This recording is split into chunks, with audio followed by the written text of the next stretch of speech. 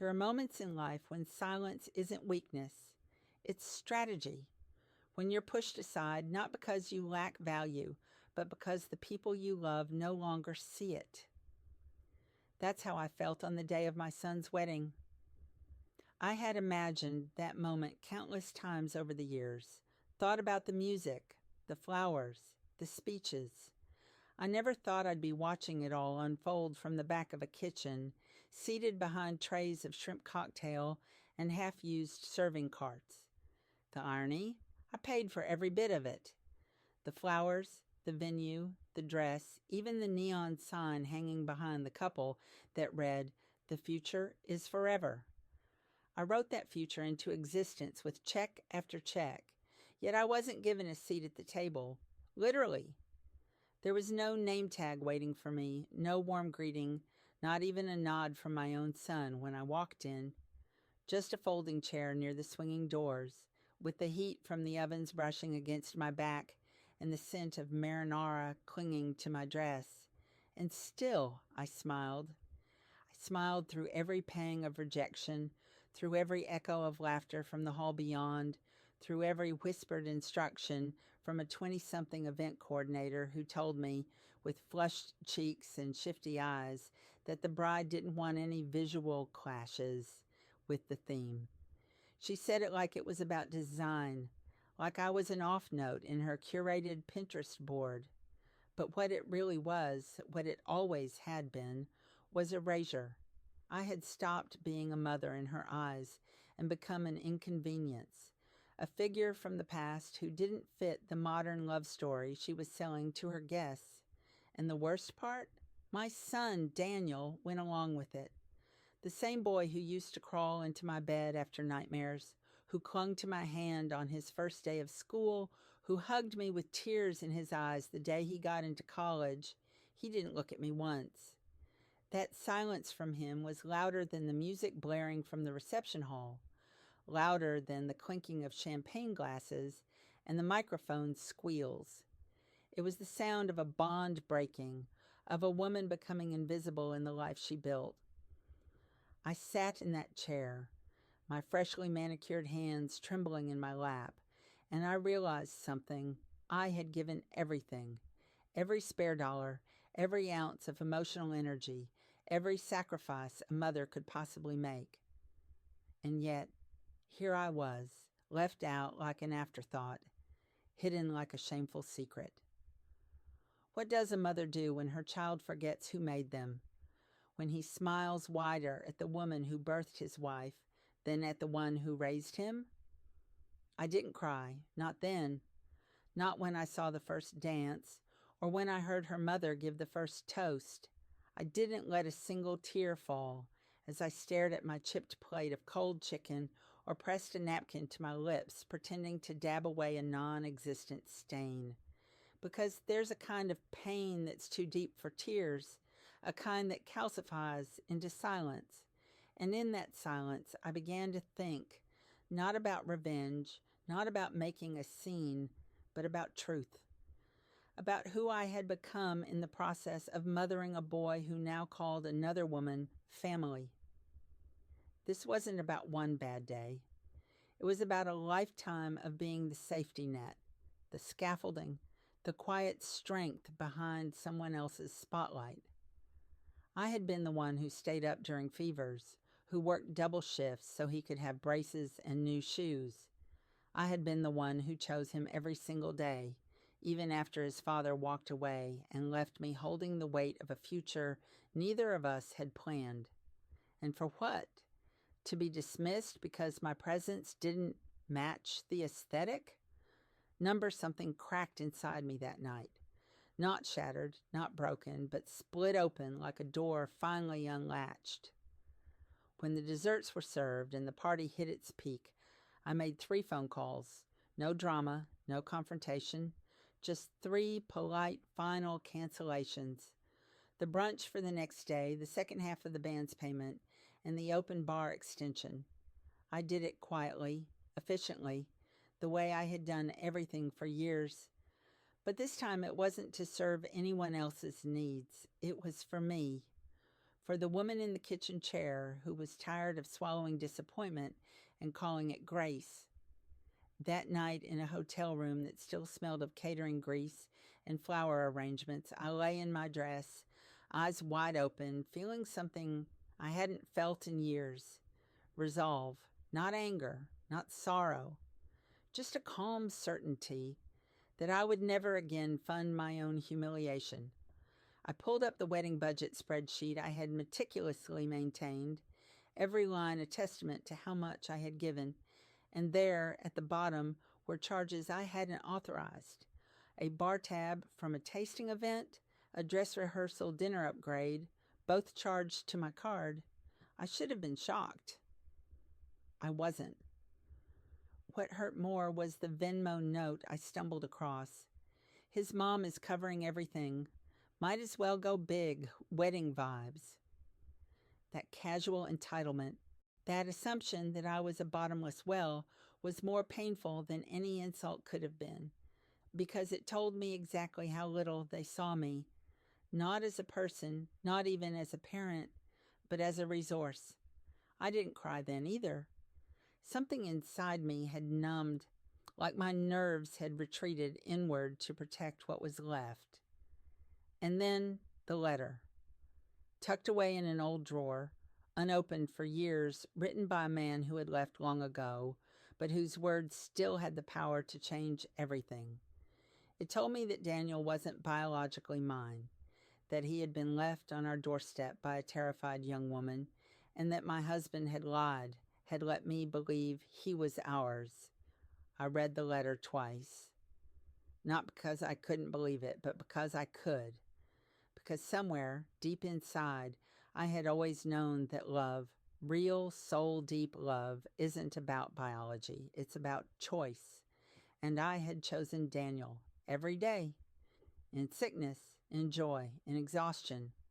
I had shown up when no one else would. I had mothered him in the truest sense of the word. But I was done begging for recognition.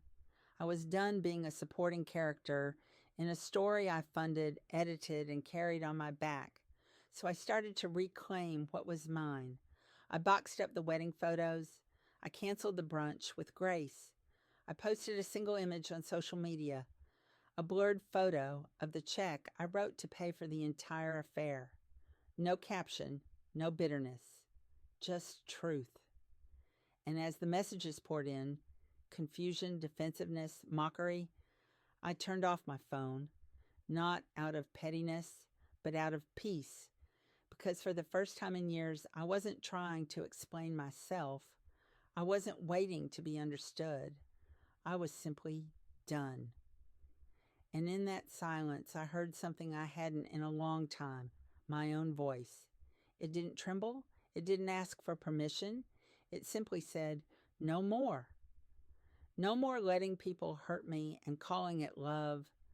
No more financing other people's dreams while mine gathered dust in the attic. No more disappearing in the very life I built. I started cooking meals just for me. I bought a new tablecloth. I invited people who had shown me kindness, who had asked about my day, who had remembered my name without needing a shared bloodline. I lit candles not to impress, but because I liked the flicker. I played music I loved. I laughed until my sides hurt. I realized that family isn't always born. Sometimes it's made, and sometimes it's remade. I stood at the head of my own table, finally seen, finally valued, not as a mother, not as a wallet, but as a woman. The knock on the door came days later. Daniel. Tired, unsure, still clinging to the version of me that never said no. He asked what happened. I showed him receipts. I showed him the letter. I didn't raise my voice. I didn't weep.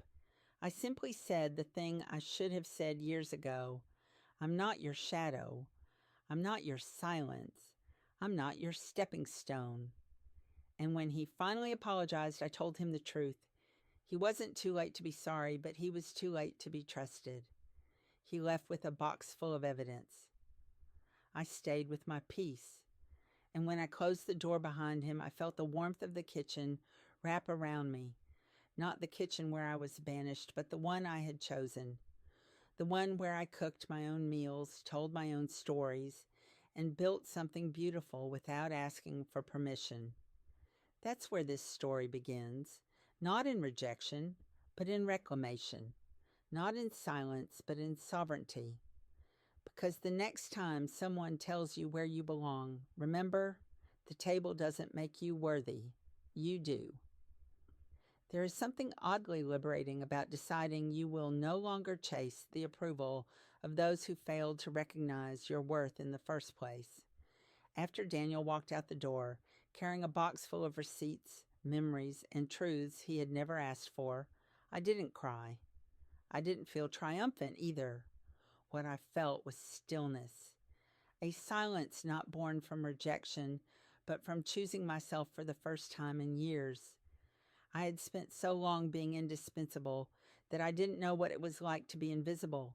But now, having seen both sides, I preferred solitude over service. I wasn't alone, not in the way that matters. I had people in my life who chose me, not because of obligation, but because they saw me. That realization changed something fundamental in me. It was like stepping out of a role I had played for decades without ever reading the script. And once I stepped off that stage, I began to see how many of my lines had been written by other people. You're the strong one. You always come through. You never complain. Those weren't compliments. They were cages. Every time someone told me how resilient I was, it was just another way of saying, we expect you to keep absorbing the hurt without flinching. But I wasn't going to do that anymore. I didn't want to be the woman people admired in retrospect after they had used up every part of her. I wanted to be seen while I was still here. So I started small. I took down every photo of Daniel from the walls, not to erase him, but to make space for new memories that didn't revolve around sacrifice. I packed them with care, wrapped the glass in soft towels, labeled each box. It wasn't anger that moved my hands. It was clarity. Each frame that came down was a weight lifted, a chapter closed. I began to notice things I had overlooked in my own home. The dent in the doorframe from when Daniel had ridden his bike indoors and crashed. I used to smile at that memory. Now it just felt distant, like a story someone else had told me. I walked room to room, asking myself what each object meant to me now. Not what it used to mean, but what it still gave me. That was my new standard. If it didn't serve who I was becoming, it didn't stay. I donated old clothes, threw out expired pantry items I had kept because Daniel liked them, rearranged the furniture in the living room so it no longer pointed towards the empty space where his graduation photo used to hang. And when I was done, I sat down in the middle of that room, surrounded by stillness, and for the first time I didn't feel the pull to prove my usefulness. That evening I lit a candle, not because someone was coming over, but because I liked the smell. I made dinner for one, lemon pasta with capers and thyme, served it on a real plate, poured wine into a glass I had been saving for guests. I was the guest now. I was the occasion. And as I ate, I didn't think about Daniel. I thought about Margaret, the woman who had survived abandonment, poverty, heartbreak, and still showed up for a child who wasn't hers by blood, but by heart. The woman who made miracles from nothing and never asked for applause. The next morning, I received a text from my niece. Everyone's talking about the brunch being canceled. They think you overreacted. I didn't respond. Let them talk. I wasn't living in the shadows of their misunderstandings anymore. That same day, I got an email from a woman I hadn't spoken to in years, an old colleague from the hospital where I used to work nights. She had seen the check photo on Facebook. Her message was simple. Thank you. I never had the courage to say no. You did. That message meant more to me than any wedding toast ever could. It reminded me that my story wasn't just mine. It was a mirror for every woman who had been sidelined after giving everything, and if sharing my story made one woman feel less alone, then it was worth every second of discomfort. The next week, I started a new ritual. Every Sunday afternoon, I hosted a small dinner for people who mattered to me. No formal invites, no RSVPs, just food, laughter, and connection. I cooked dishes I'd always wanted to try but never had the excuse to. Roasted vegetable tart with goat cheese, spaghetti aglio e olio with fresh parsley, apple crisp with cinnamon whipped cream. The house filled with smells that didn't come from stress or obligation but from choice. And the people who came, they were the ones who showed up for me without being asked. Claire from the bookstore, who always asked how I was and actually waited for the answer. Mr. Henderson from next door, who once mowed my lawn while I was sick. Nurse Janet, who brought me soup after my surgery even though we hadn't worked together in years. These weren't just guests.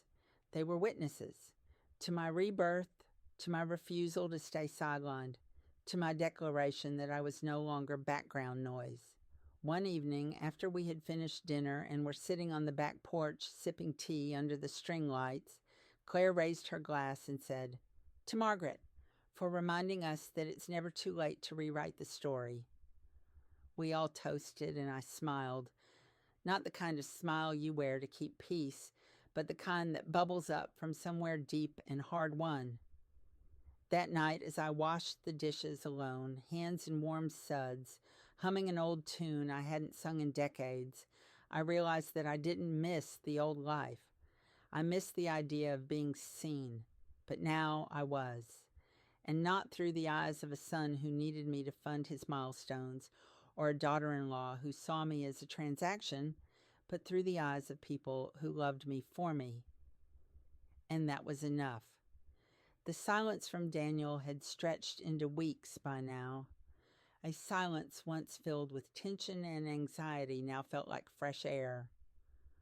Until one afternoon, when the doorbell rang again. It was Diane, my cousin, the same one who had flown in for the wedding and said nothing while I was seated near the kitchen. She stood on my porch, holding a pie in trembling hands. "I didn't know what to say back then," she said softly, "but I should have said something." I took the pie, nodded, and said, "Thank you for coming now." It wasn't about the apology. It was about the courage to face the truth. People grow when they're brave enough to admit complicity, and I was learning to accept apologies, even when they came late.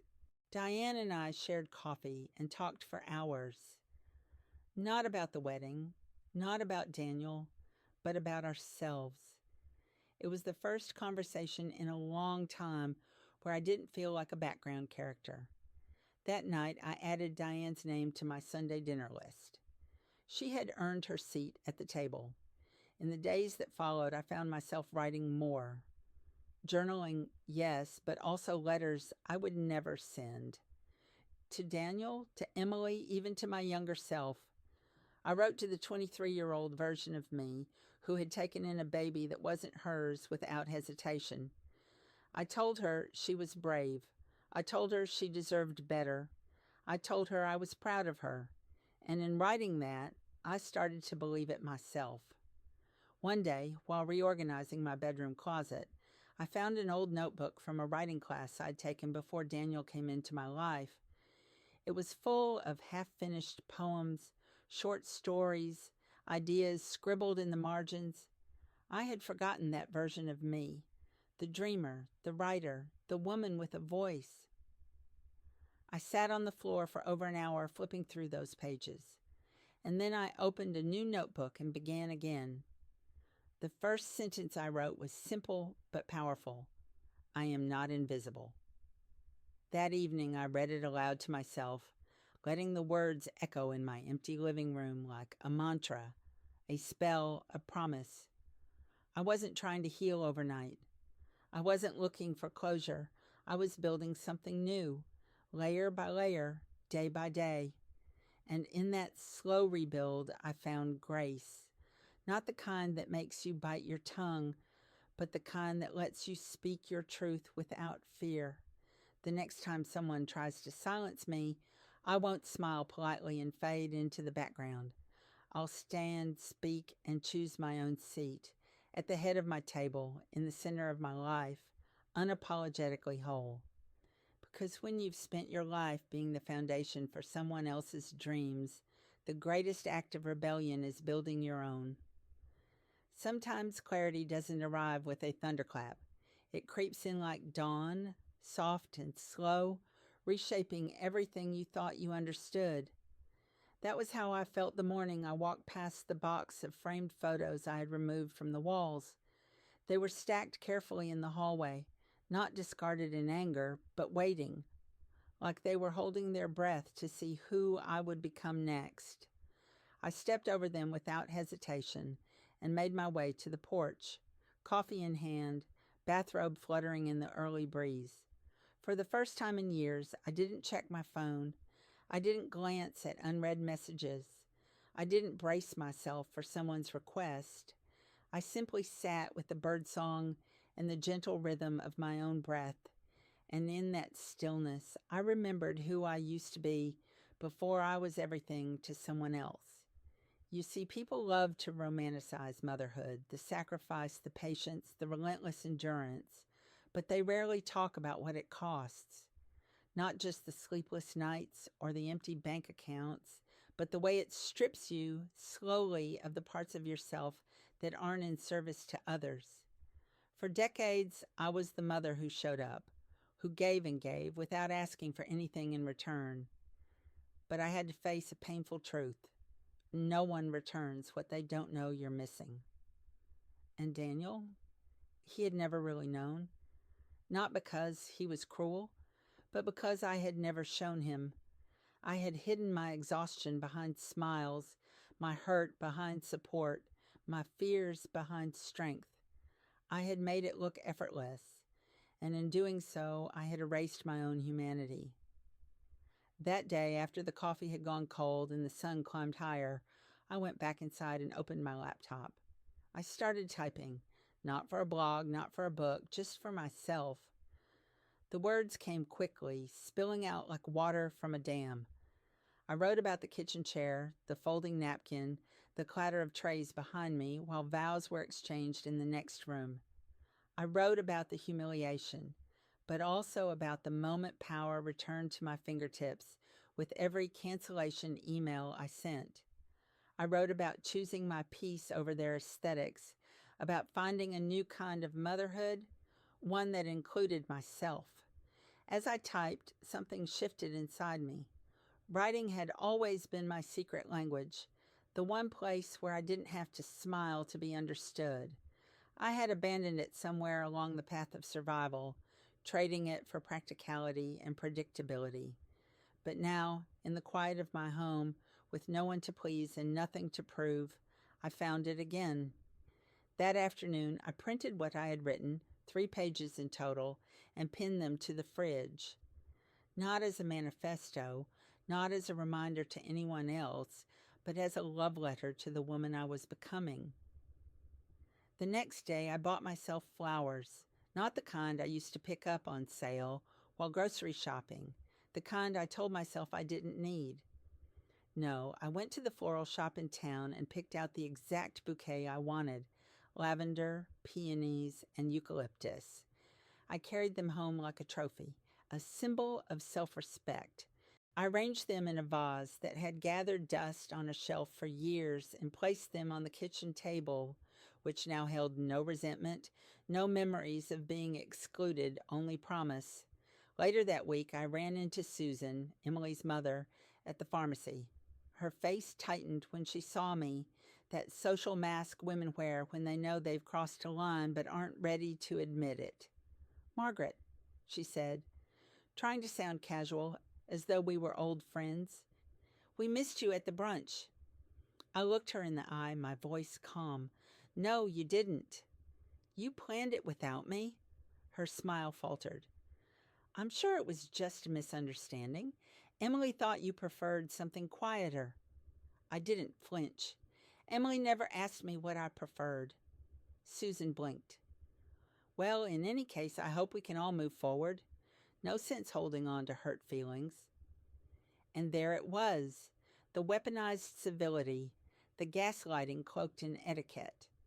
I had seen it 1,000 times in different forms. Women like Susan don't apologize. They rewrite history until you're the one who looks unreasonable for being hurt. But not anymore. You're right, I said, voice steady. There's no sense in holding on to anything that no longer serves me. I walked away before she could reply. That evening I hosted dinner again. Claire brought lemon bars, and Mr. Henderson told a story about losing his reading glasses at the DMV and passing the vision test by pure guesswork. The room filled with laughter that didn't need to be edited for social media. It was real, unfiltered, and I found myself laughing so hard I had to put my wine down. After everyone left, I stood in the doorway watching the flicker of the porch lights and thought, this is what family feels like. Not obligation, not performance, just presence. A few days later, I received a letter in the mail. Handwritten.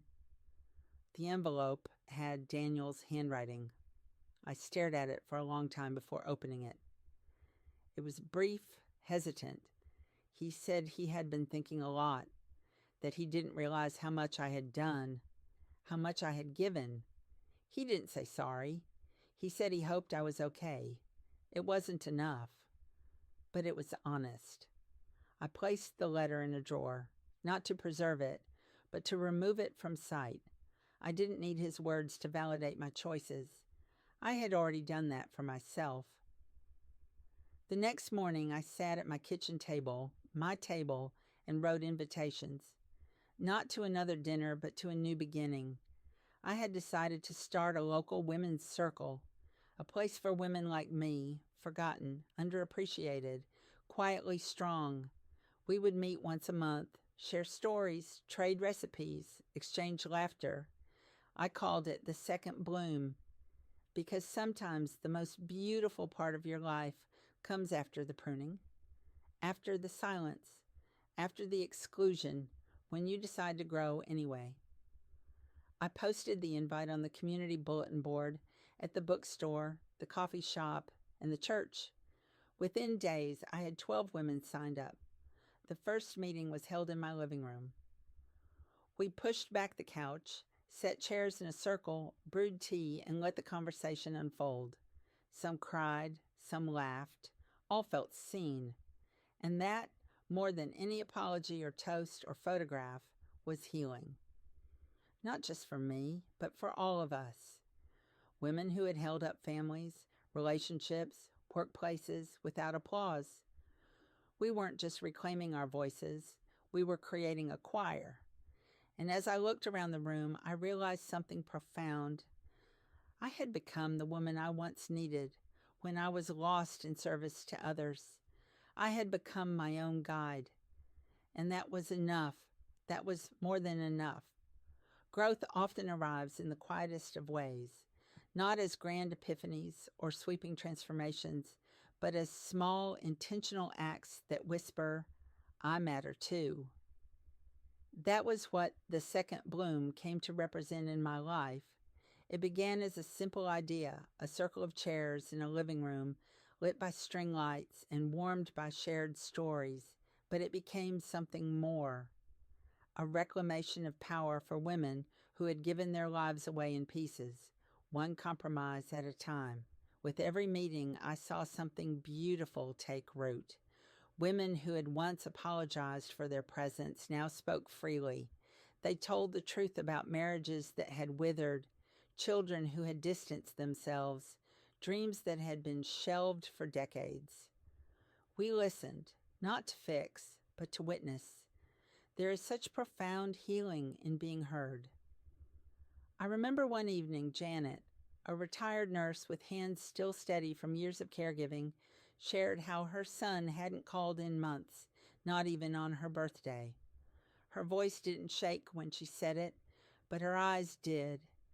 And when she finished, there was no awkward silence, only a chorus of soft affirmations. You're not alone. We see you. We understand. That space became sacred, not religious, but reverent. We honored one another's resilience without demanding perfection. I began to realize that my story, painful as it was, had created a kind of permission, a template for women who had kept silent for too long. And in that shared vulnerability, we didn't find shame. We found strength. Between meetings, I returned to writing, not just for myself anymore, but for others. I began submitting essays to small publications, local newsletters, women's magazines. One article I titled "The Woman in the Kitchen Chair" was picked up by a regional journal. It sparked dozens of emails from readers who said they had lived some version of that same exclusion. Some had been left off wedding guest lists. Others had paid for college only to be forgotten once the diploma was earned. One woman wrote, "I watched my daughter get married from the parking lot because her fiancé didn't want divorced parents ruining the vibe." Her pain mirrored mine so closely, I felt breathless reading it. But her closing line stayed with me. "Thank you for reminding me that I am not just the help, I am the heart." I printed her message and hung it beside my writing desk, a talisman of truth. Meanwhile, my home began to reflect my new identity. I repainted the walls, soft sage in the kitchen, warm gold in the hallway. I replaced the curtains in the bedroom with airy linen ones that danced in the breeze. I took down Daniel's high school trophies, not to forget, but to create space. On those shelves, I placed books I had long meant to read, framed quotes that reminded me of my worth, and candles that I lit not out of habit but intention. Everything I did now was for a reason, because it nourished me, because it honored my presence, because it reminded me that I was no longer living in the shadow of someone else's milestones. And then, one afternoon, I received an email from Daniel. Not a text, not a voicemail, a full letter typed, clearly revised more than once. He wrote that he had reread the letter from his father multiple times, that he had cried, that he had talked to a counselor, that he was starting to see how he had let his fear of conflict blind him to my pain. He didn't ask for forgiveness, only understanding. And this time he did say the words, "I'm sorry." He ended the message by saying, "You always made me feel safe." I think I mistook that safety for something I didn't have to protect.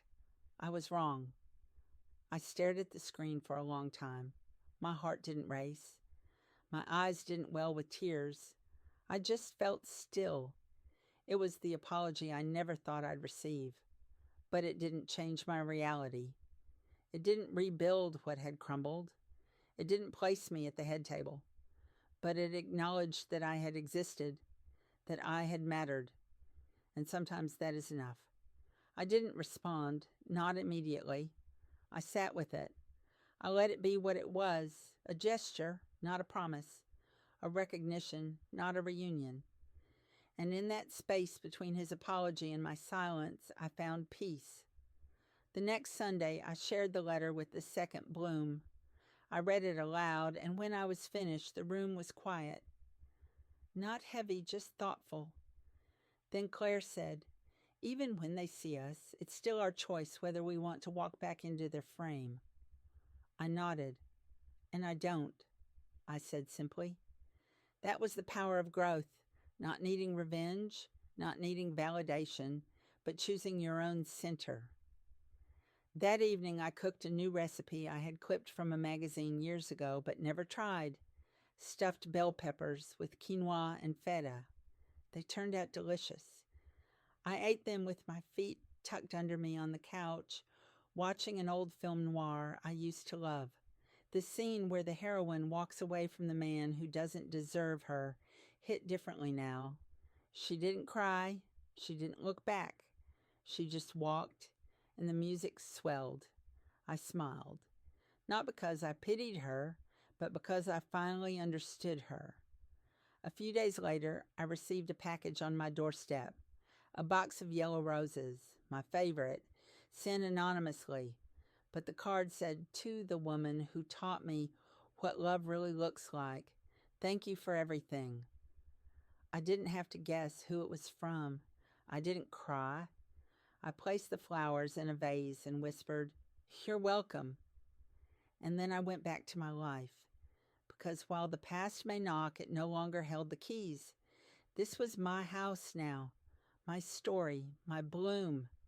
The most profound freedom comes not from forgiving others, but from releasing the belief that they ever had the final say over your worth. As I moved deeper into this new season of my life, I stopped measuring time by the messages I did or didn't receive from Daniel. The silence no longer stung. It became a canvas. And in that blank space, I began painting a life I had never known I could claim. The second bloom became more than a circle. It became a movement. Word spread slowly at first. Someone's cousin, someone's neighbor, a friend from church. Soon I had to borrow folding chairs from Mr. Henderson because we were outgrowing my living room. And with each woman who walked through my front door, I saw another version of myself reflected back.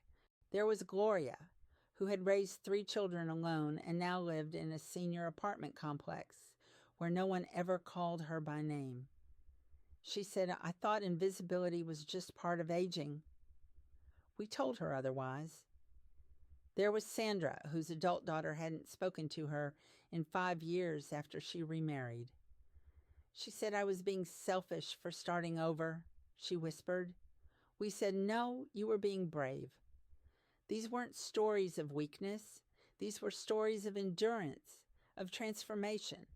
And every time we shared them, the cracks in our armor became entry points for something stronger than resilience, self-recognition. At one meeting, I decided to read a new piece I'd written, not about Daniel, but about the emotional labor women carry through generations, about how we're taught to smile while folding the pain into the laundry, about how we're praised for our sacrifices, but abandoned in our solitude. The room went still. I saw nods, tears, then applause, not for performance, but for honesty. Afterward, Claire came up to me and said, "Well, you have to publish that one." And for the first time in decades, I didn't shrug off the compliment. I said, "I will." And I did. I submitted it to a national publication under the title Reclaiming the Quiet Woman. Within a week, I got an acceptance. It was going to print in their Mother's Day issue. I was stunned, not because I doubted my words, but because I had lived so long being useful that I forgot I could also be heard. The day it published, I sat on the porch with a copy in hand, sun spilling across the pages, and let myself feel the fullness of that moment. I wasn't a background character anymore. I was the narrator. That same afternoon, a young woman approached me outside the grocery store. She had read the article and recognized me from the author photo. She said, "My mom and I haven't spoken in 3 years, but after reading your story, I called her. We cried for an hour." Her voice cracked. "Thank you." I hugged her right there in the parking lot, 2 strangers bound by a shared ache and a single act of courage. That's the thing about storytelling. It echoes far beyond its origin. That evening, during our now weekly dinner, Claire proposed a new idea. What if we held a retreat? A weekend for women to gather, reflect, restore? The idea felt bold, almost too big. But so had the dinner. So had the writing. So had the choice to take my seat at the head of my own table. And look how far that had carried me. We spent the next few weeks planning, reserving a lodge outside town, designing little care packages with lavender soap and handwritten notes, organizing workshops. I led one called Letting Go Without Losing Yourself. I spoke about the wedding, the kitchen chair, the letter, the dinner, the second bloom, not with bitterness, but with wisdom. And after I finished, a woman named Beth, who had stayed silent all weekend, came up and pressed a note into my palm. Later, when I unfolded it, I read, "I sat in the kitchen once too. Not at a wedding, but in my own home. My husband had a family gathering and asked me to stay out of sight because his mother didn't like me. That was 19 years ago. I never told anyone. Until now. I kept that note. I keep all the notes because they are proof, not just of pain, but of possibility." Meanwhile, Daniel's silence returned, but it was different now. It wasn't avoidance, it was distance. I had created space, and he was honoring it. And in a way, I respected that. He didn't try to rewrite history or demand re-entry. He let me go, and I let him. That doesn't mean I didn't think of him. I did, when I saw a mother and son laughing over lunch, when I watched a boy walk across a graduation stage, when I passed the children's section at the bookstore. There were moments I missed him. But I didn't miss who I had to become to be loved by him. That version of me, the one who never asked for anything, who kept smiling even when she was seated behind swinging kitchen doors, that version was gone. And in her place stood someone who cooked her favorite meals, wrote her own endings, and opened her home to women who had been taught to disappear. One Saturday morning, as I watered my roses, now wildly overgrown, bright and unapologetic, I realized something. I had become the kind of woman I used to admire from afar, self-contained, rooted, free. And not despite the pain, but because of it. Because pain, when acknowledged, becomes soil. And if you're patient and you water it with truth and sunlight, something beautiful can still grow. As I stood in the garden, hands muddy, heart steady, I looked up at the sky and said out loud, "Thank you." Not to anyone in particular, just to the universe, to the winding, unforgiving, miraculous path that had led me back to myself. Because in the end, I wasn't just the woman in the kitchen chair. I was the woman who stood up, who walked out, who built a table of her own. And when I sat down, the world changed around me, not because it noticed, but because I did. There's a unique kind of peace that comes when you no longer require anyone's permission to be whole. I felt that peace blooming one quiet morning as I sipped tea in the soft glow of dawn, my porch now more sanctuary than structure. The wind was gentle, brushing against my face like a quiet affirmation. I had survived. But more than that, I had emerged. The old me, the one who had quietly accepted the seat in the kitchen, who told herself it was enough just to be invited, was gone. Not erased, but evolved. She had laid the foundation for the woman I had become, the one who now curated her life with intention instead of obligation. The retreat had passed, but its ripple continued. Women I barely knew sent letters, not just of thanks, but of testimony. One wrote about leaving a loveless marriage after decades of silence. Another wrote of calling her estranged daughter and for the first time saying, "I need to be seen too." These stories filled my inbox like flowers sent without occasion, blooming one by one in the soil of our collective courage. I printed them and began a scrapbook, each page a reminder that stories, especially women's stories, have power when we refuse to whisper them. That same week, I received a voicemail from Daniel. His voice was quieter now, humbler. He said he was going to be a father, that he hoped someday his child might know me, that he understood if I didn't want that. I listened twice, then sat with it. It was strange, the way that news felt both distant and close. A grandchild, a continuation, a reminder that life moves forward whether you're ready or not.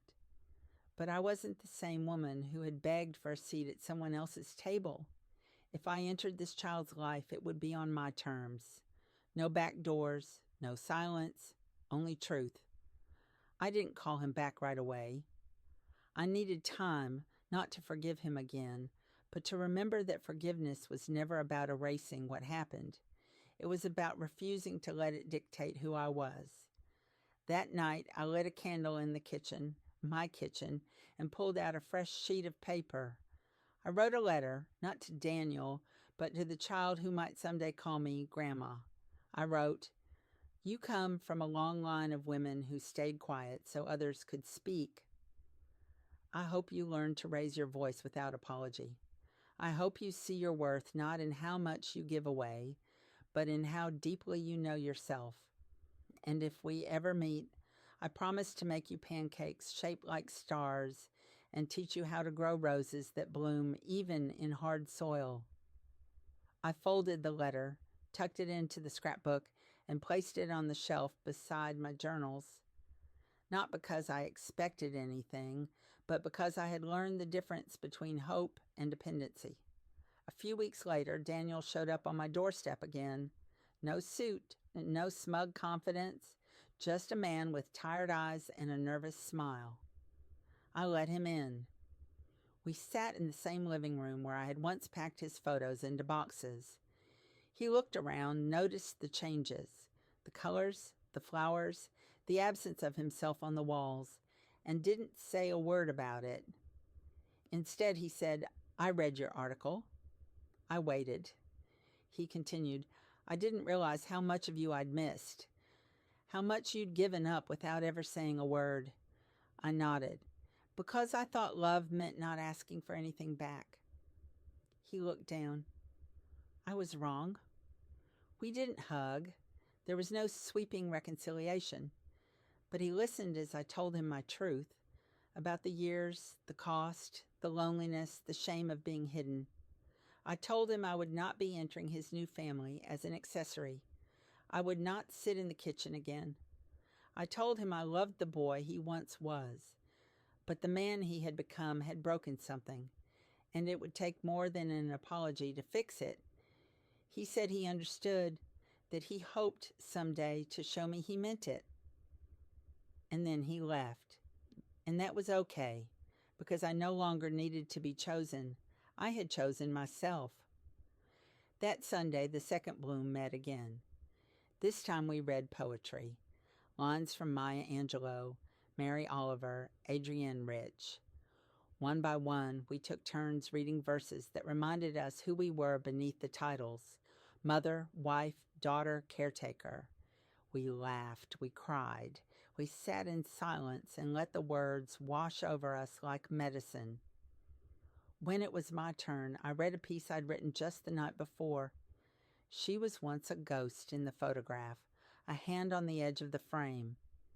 But now she stands center, head high, heart bare, saying, "I am not your background. I am not your footnote. I am the whole damn story." The room erupted in cheers, and in that moment, surrounded by women who had dared to stop shrinking, I felt like I had finally come home, not to a house or a person, but to myself. Later that evening, I stood barefoot in the garden, dirt beneath my toes, dusk falling soft around me. I looked at my roses. Wild, tangled, resilient. They bloomed not because I forced them to, but because I let them.